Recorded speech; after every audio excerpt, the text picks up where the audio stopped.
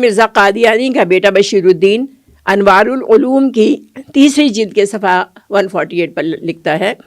ہمارا یہ فرض ہے کہ ہم غیر احمدیوں کو مسلمان نہ سمجھیں اور ان کے پیچھے نماز نہ پڑھیں، کیونکہ ہمارے نزدیک وہ خدا تعالیٰ کے ایک نبی کے منکر ہیں۔ یہ دین کا معاملہ ہے، اس میں کسی کا اپنا اختیار نہیں کہ کچھ کر سکے۔ تو آپ نے یہ بات اچھی طرح سمجھ لی ہوگی کہ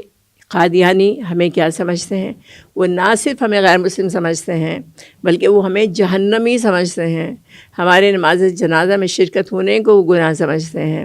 تو لہٰذا ان کی خباثت اور ان کے اندر کی جو ناپاکی ہے اور مسلمانوں سے جو ان کا